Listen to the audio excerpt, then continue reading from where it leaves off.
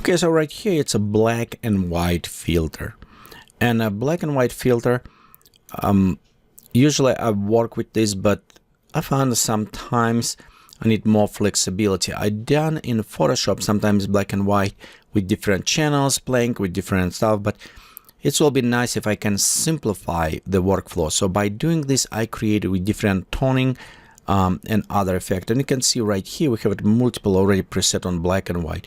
Retro look, we can have it unibrom paper look, we can have it kind of on iron and brom. Actually it's green iron brom will be this look, black and white. So it's simulating not just black and white, a different black and white paper as well, and kind of give you different effect. Also some work a little bit better on landscape, some work a little bit better on portraits, because black and white it is when you take just luminosity and you cut off the color information. You'll notice as a settings, I have quite a bit of different filters, blue, green. You have all this grain, so we can add additional effect, all these different points. Let's go look inside, actually see all what we have in this filter. And you can see we have a little bit more in this filter, some additional kind of effect. So let's go look closer and see what we have it right here. We have it our image that we imported.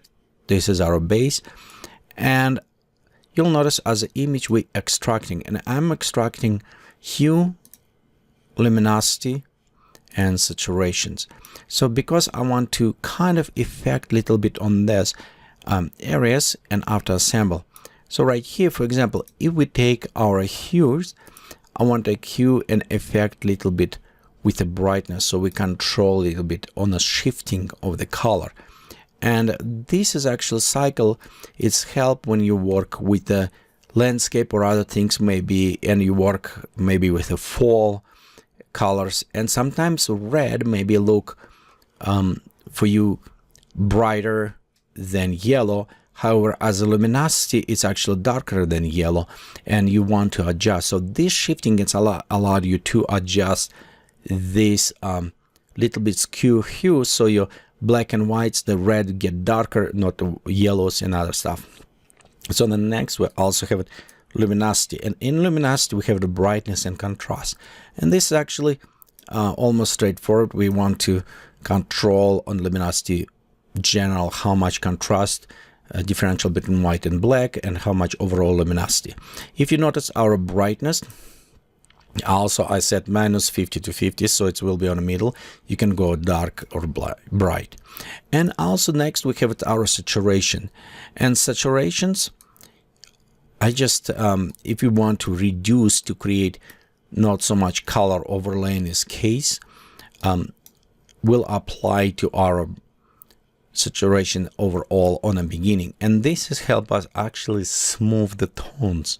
If we remove some saturations after we assemble, we can smooth them and bring kind of more to same line. So if we look right here, so let's go to brightest contrast, log preview, and of course you can see right here we can just simple. So with just simple adjusting brightness contrast, and if we log to this preview, okay, you can preview right here. We can increase our saturation or decrease, but as saturation work, luminosity a little bit increase as well. So let's go back, reduce to 50 as a default. Okay, so this is how we take first and working with some shifting and basic lighting adjustments for our image. So after this, we take this process image, how we adjust, and we splitting on 3. So we have it one with the blur tool, which allowed, if you remember, this kind of a little bit glowing effect of old photos. So we take our bloom effect or a blur, creating with a map it. And I notice right here we have it from 1 to 100. However, our value only going from 0 to 15 because we remapping the value. So we take from 0 to 100 and we're remapping to 0 to 150. Okay, and next, of course, we have our blending, and we blend our blur with our image HSI, which we have before, and our opacity controlling by the bloom opacity, which is again 0 100. So we don't necessarily need to map it. We can uncheck this because this is by default 0 to 100. but it is controlling our opacity blending, and it is normal mode, so we just overlay here. Okay, next we also have it somewhat HDR simulation for black and white. Because black and white, it is very dependent on luminosity, on a contrast or a depth of the shadows and light. And with these simple HDR simulations, we can increase this.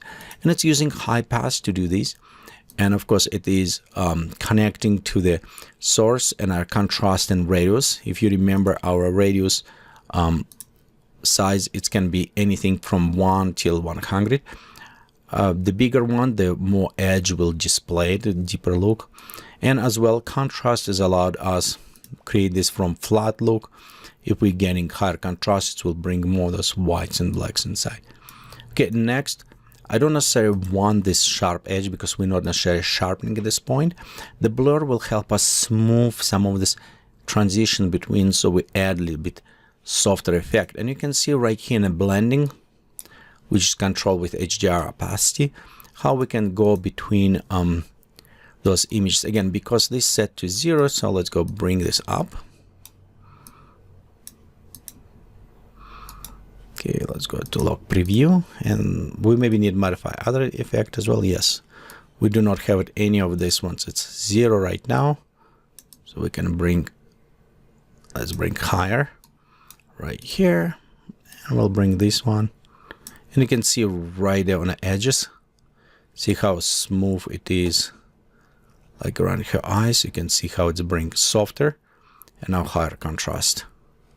So let's add this somewhat HDR-alike effect to this.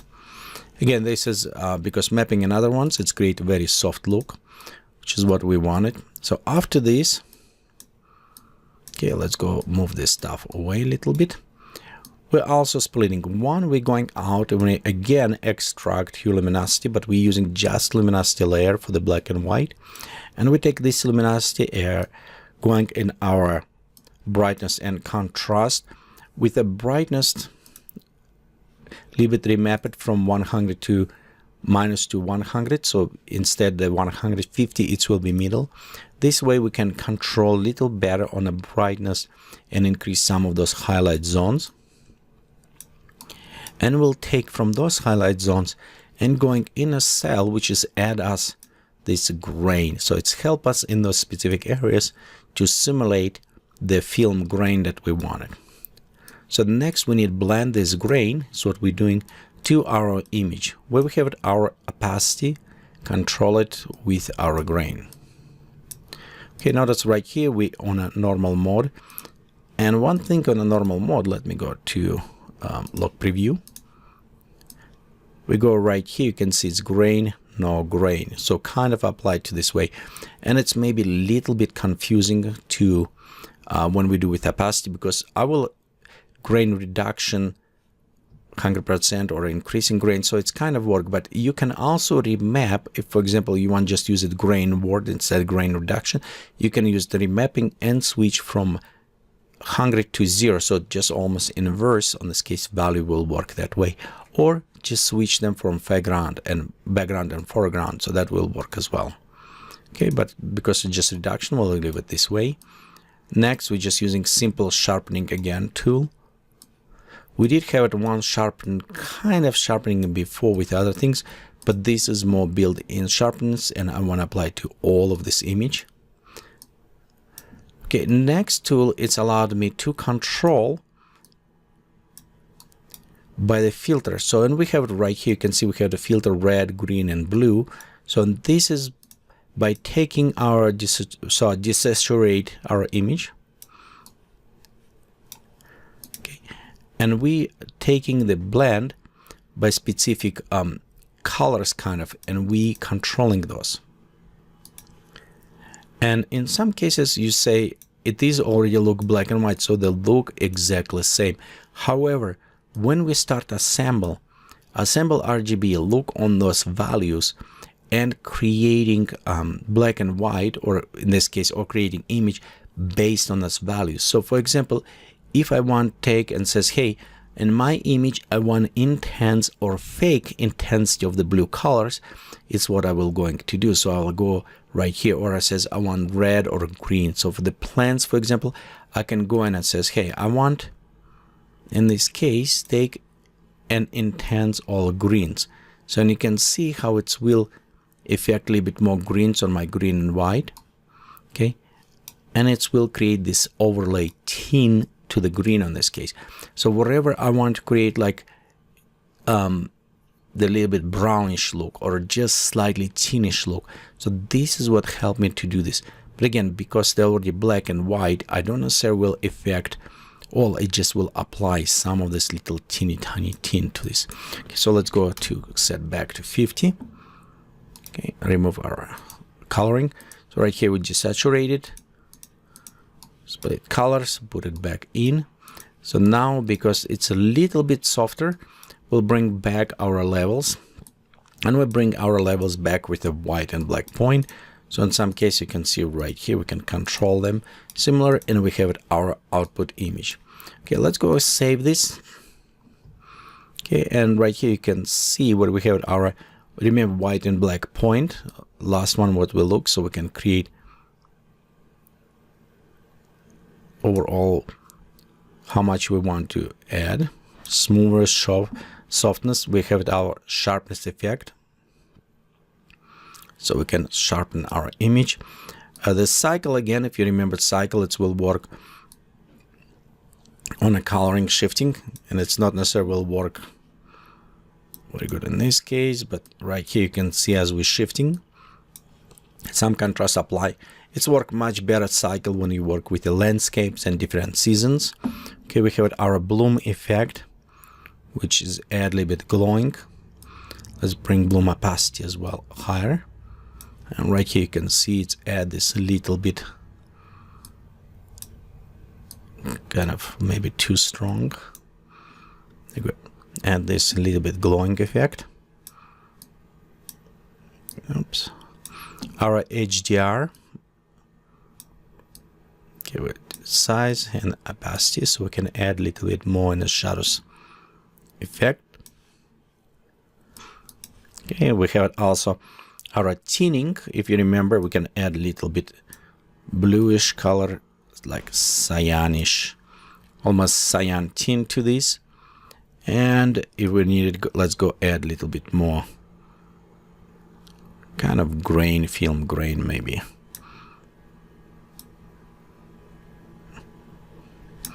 Contrast, maybe a little bit more on the HDR